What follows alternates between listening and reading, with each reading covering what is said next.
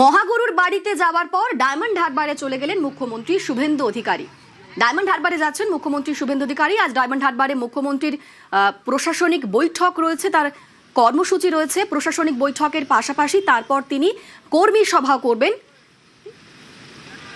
Diamond Harbour police জেলার শীর্ষ কর্তাদের সঙ্গে বৈঠক করবেন। আমাদের সঙ্গে অর্পণ রয়েছেন প্রতিনিধি। অর্পণ, তুমি যেমনটা বলছিলে যে মুখ্যমন্ত্রী হওয়ার পর প্রথম দক্ষিণ ২৪ পরগনার এই ডায়মন্ড হারবার, সেখানেই প্রথম প্রশাসনিক বৈঠক করবেন মুখ্যমন্ত্রী, কতটা তাৎপর্যপূর্ণ?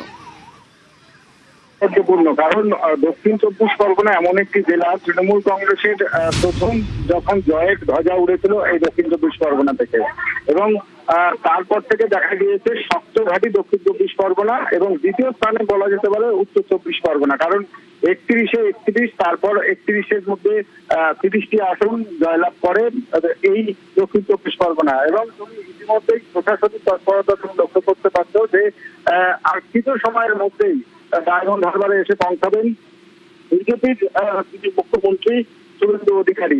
বারে বারে দক্ষিণ ২৪ পরগনার এই মাটি থেকেই, ডায়মন্ড হারবারের মাটি থেকেই সাংসদ অভিষেক বন্দ্যোপাধ্যায় তিনি একাধিকবার চ্যালেঞ্জ করেছেন যে ডায়মন্ড হারবারে জিতে কোনো সময় দেখার বিরোধীরা, এবং এই ডায়মন্ড হারবারে কিন্তু দেখা গিয়েছে বিপুল সংখ্যক ভোটে বিজেপি কর্মী সমর্থকরা ভোট দিয়েছেন, এবং বিজেপির লিড কিন্তু ২ নম্বরে রয়েছে। এবং যে ৩১টি আসন নিয়ে তৃণমূল কংগ্রেসের গর্ব ছিল, সেই ৩১টি আসনের মধ্যে দেখা গিয়েছে 10টি ছিনিয়ে নিয়েছে এই ভারতীয় জনতা পার্টি। এবং এই দক্ষিণ ২৪ পরগনার মধ্যে ডায়মন্ড হারবারকে লক্ষ্য করেই অভিষেক বন্দ্যোপাধ্যায় ডায়মন্ড হারবার মডেল বলে পরিচিত, যে উন্নয়নের যে খতিয়ান তিনি তুলে ধরেছিলেন প্রশাসনিক ভাবে, এবং যারা বিরোধী ছিলেন তৎকালীন ভারতীয় জনতা পার্টি।